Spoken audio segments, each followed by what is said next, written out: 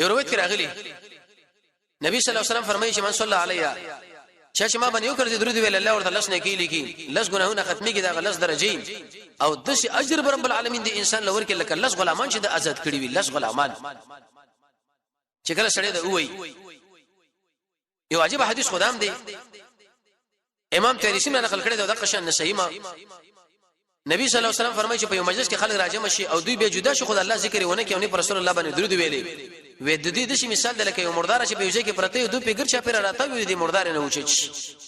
نن تاسو ګورئ موږ ټول مجلسونه دغه څه به برکت لري درودونه پر رسول الله باندې ویل کېږي نه او بل حدیث کې دا امر راغلی دی ابن ماجه مصدر د حاکم کې راغلی رسول الله فرمایي من كانت له الى الله حاجه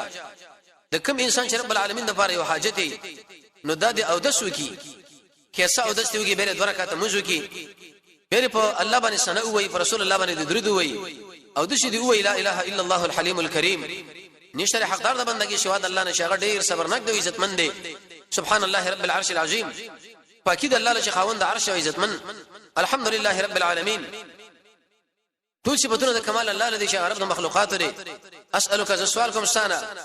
استاد رحمت دغه موجبات او دغه شان استاد مغفرت د عزائم والغنیمت او دغه شان د غنیمت د ارنکی والسلامت او سلامتی د اری ګنانا ته ما د پر هیڅ ګناه م پرې د مگر هغه به ته معاف کړي او هیڅ کار مال مده کوم مگر هغه ما باندې فراخه کا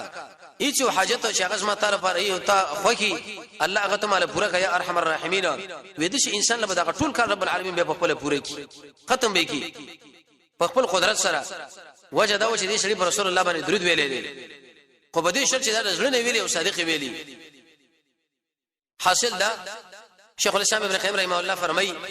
چې کله یو سړی پر رسول الله باندې درود وایي نو د الله رحمانه بدل رحمتونه متوجي شي او د دې انسان به د ګناهونو ختم شي او د دې انسان د دعا به رب العالمین په دربار کې قبول شي رب العالمین دې موږ تاسو د محمد رسول الله یقیني محبت را نصیب کړي الله رب العزت موږ تاسو د محمد رسول الله صحیح تابعداري را نصیب کړي وصلی الله تعالی علی خیر خلقه محمد و علیه و صحبه اجمعین برحمتک یا ارحم